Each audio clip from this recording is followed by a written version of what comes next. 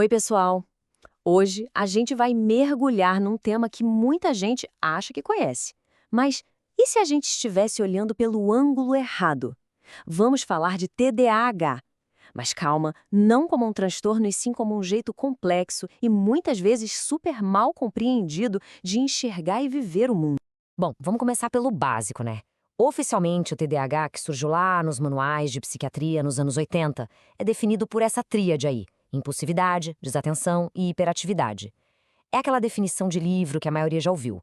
Mas vamos combinar? A própria palavra transtorno já bota um peso, um julgamento em cima, não é verdade?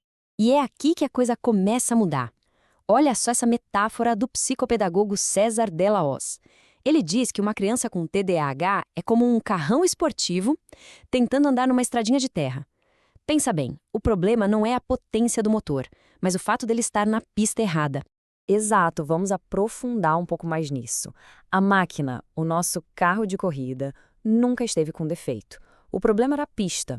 O ambiente é que não era o certo para ele. E essa é a pergunta de US$ 1.000.000, né? E se, em vez de a gente ficar tentando consertar a criança, a gente focasse em consertar o contexto? E se a gente mudasse o nosso olhar da criança para o ambiente em volta dela?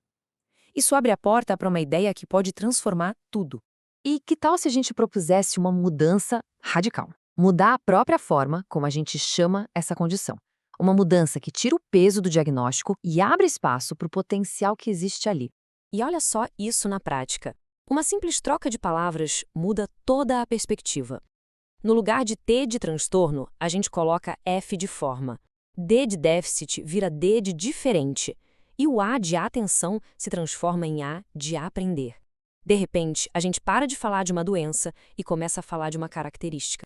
E isso nos traz ao FDA, uma forma diferente de aprender. Simples assim. Sem julgamentos, sem rótulo negativo, sem aquela carga pesada da palavra transtorno. É só reconhecer que alguns cérebros funcionam de outro jeito. E claro, isso pede abordagens diferentes. Então como é que a gente faz isso no dia a dia? Certo, vamos para a parte prática, saindo da ideia e indo para a ação. Aqui estão 5 estratégias que são ouro para pais, responsáveis e educadores que lidam com essa forma diferente de aprender. O ponto central aqui é a adaptação. Vamos passar por cada uma. Primeira, motivação. Tem que usar os interesses da criança a nosso favor. Uma meta cumprida pode valer uma recompensa que foi combinada antes, tipo um sorvete ou um tempo no videogame. Segunda, estudo flexível. Personalize o jeito de estudar. Se repetir matéria não funciona, que tal criar categorias ou até revisar o conteúdo enquanto joga bola? O importante é o contexto ser estimulante. Terceira, ambiente.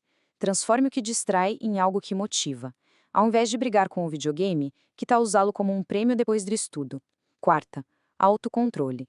O foco tem que ser no comportamento, não na emoção. É ensinar que nem toda crise de raiva vai funcionar, ajudando a criança a se controlar. E por último, comunicação.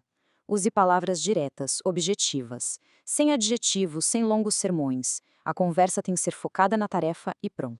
Se a gente olhar bem para essas 5 estratégias, todas elas têm um fio condutor, uma ideia central que é essa aqui, o poder do contexto. O verdadeiro poder de mudança não está em tentar moldar a criança, mas em moldar um ambiente ao redor dela.